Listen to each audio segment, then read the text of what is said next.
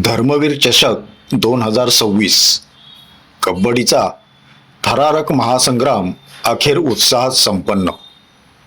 लोककल्याण सामाजिक संस्थेच्या वतीने आयोजित या जिल्हास्तरीय स्पर्धेत 3 दिवस प्रेक्षकांना रोमांचक आणि चुरशीचे सामने पाहायला मिळाले.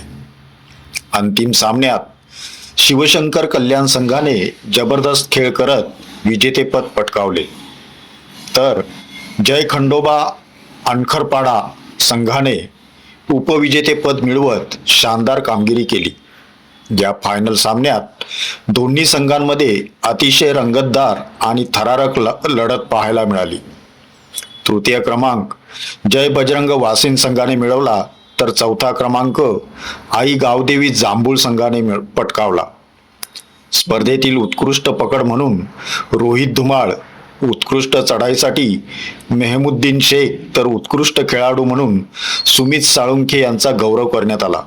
स्पर्धेदरम्यान लकी ड्रॉचे आयोजनही करण्यात आले होते, ज्यामध्ये विजेत्यांना आकर्षक बक्षिसे देण्यात आली.